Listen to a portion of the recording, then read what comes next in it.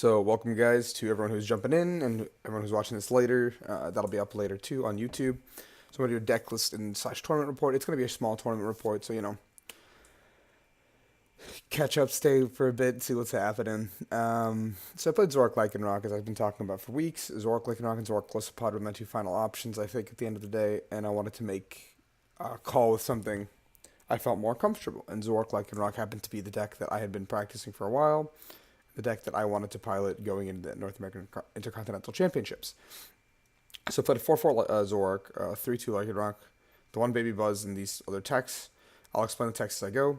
I think the one Baby Buzz is very good because if they ever get stuck on a 4 price swing turn, on price 4 swing turn, you can just kind of get in there and you can cause a lot of damage because of Sledgehammer.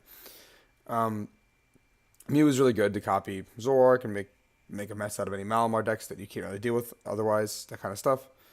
And then Mewtwo's just obviously very strong. I played one Enhanced Hammer because I think with Mallow it's very easy to pick up and go with that. Two Blower, one Multi-Switch, the usual techs. I had only had one Timer Ball, which is a little concerning for me.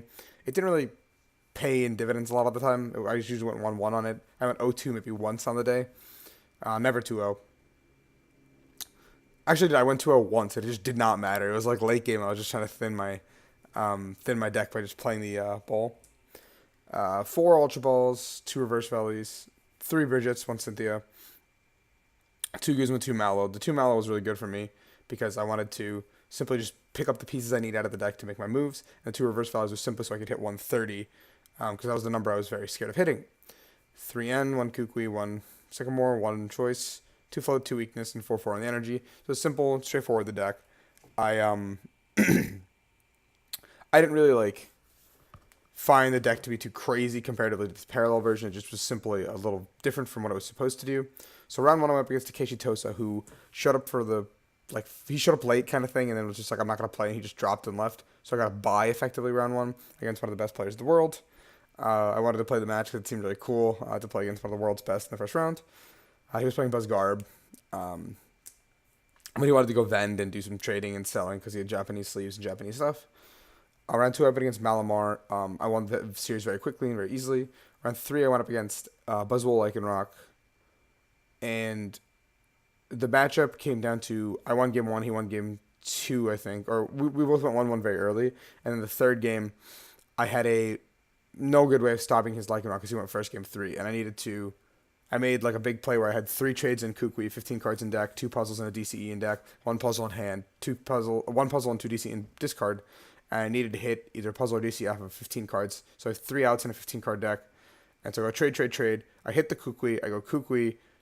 I had the Kukui in hand. I go Kukui and I don't hit it, so I lose the game on the back of that. And then I go up against another Buzzrock. And my opponent has a double artillery turn 2 both games, and he was just hitting everything he needed. I was counting resources. I'm like, okay, he has only one of this card left in his entire deck, and he needs this plus Guzma to win the game, and he gets I end him to 2. He gets 2 cards plus the artillery, blah blah blah. It just happened, and I was very frustrated at the end of that game, but happens sometimes. And then the moment 5th round was the last round I played because I was 2-2, and I went for the 2-3 drop. So what happened then was I sat down. It was pod. We went 1-1 on the split. We go to game 3, and in game 3, I had a play where I went Lycanroc, weakness policy, bring up his last Zoroark, Claw Slash and N at the same time, putting us both at 1 prize. But I have a way to kill Coco on the board, and he can't one shot my guy because I have policy. So I put him on 1 card, he needs Blower Grass exactly to win the game. I was like, his Sycamore's gone, his Cynthia's gone, he's down 2 ends, he's down 3 puzzles, he had 2 grass in deck, to be fair, and I think he had 2 blowers left too because I only counted 1 blower, 1 grass in the discard. So I was like, okay, this is fine. He had maybe a 20-25 card deck. He shows me the blower, he draws to the turn, it's the grass, and I was like, I'm going to drop because my tournament run kind of ended there. But I really like the deck, and Ryan Antonucci, a first-year master that I coach.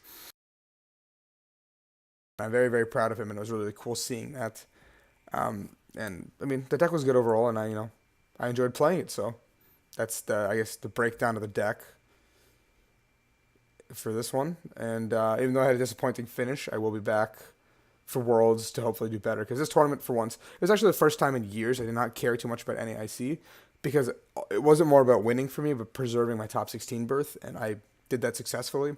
So I'll be traveling into the second day playing automatically. So that's the biggest thing that I wanted to achieve off the season, and I did. So now I have to make sure I don't throw that away.